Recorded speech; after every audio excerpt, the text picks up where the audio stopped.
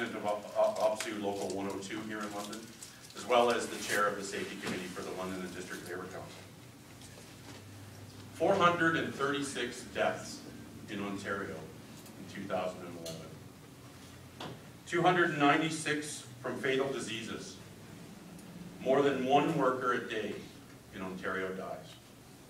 More than 2 workers a day in Canada die. And we know that fatal disease stats are significantly underreported, and to apply even the most conservative estimates would mean thousands of Ontarians died in 2011 from cancer and other caused diseases because of workplace exposure. 240,342 reported injuries to W.S.I.B. in 2011. And we also know that employers are telling workers not to report their workplace injuries as workplace injuries. So this number is also way underreported, not to mention the fact that it's not entirely accurate because of the 70%, approximately 70% of workplaces are covered by W.S.I.B. That leaves 30 to 40% of workplaces are not even included in these numbers. Those are only W.S.I.B. statistics, for those of you who didn't know that.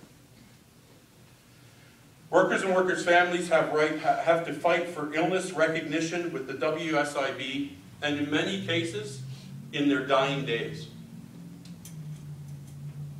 Injured workers are fighting for recognition of injuries that did occur within the workplace because the employer fights them every step of the way. And once workers do have a recognized claim with the W.S.I.B., in many cases they are no longer fighting just their employer. They are fighting W.S.I.B. to keep the benefits that they deserve. Because there seems to be a belief that our injured workers should not be entitled to benefits for as long as they remain injured or impaired because of an injury. This is wrong, ladies and gentlemen. Our injured workers are living at or below poverty through no fault of their own.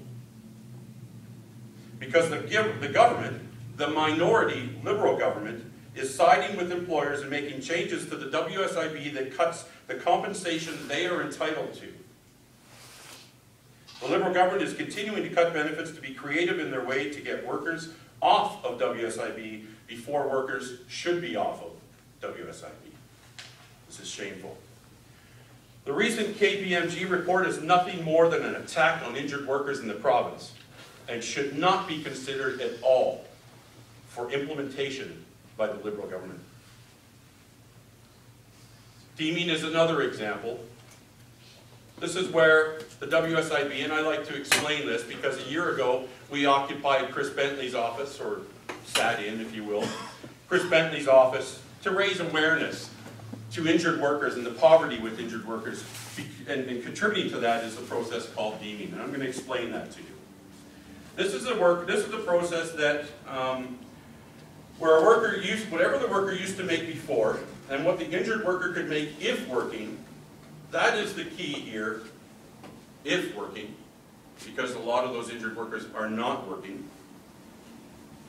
The deeming process takes effect even if the worker is not working, and they do a comparison between the pre-injury wages and the if working injured wages, and pay the injured worker the 85% difference of that amount. What is that in the math?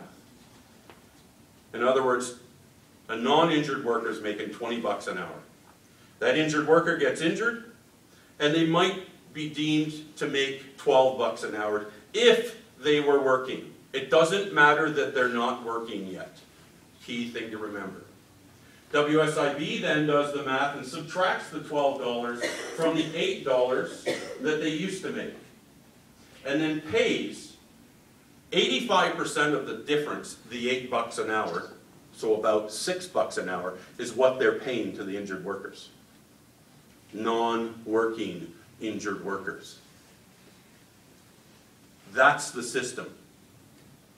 And the answer I got from Bentley in his office when I spent time on the phone with him is that, well, Len, it's a complicated system. What's complicated about 20 bucks when I was injured and maybe 85 or 90% of 20 bucks after I'm injured?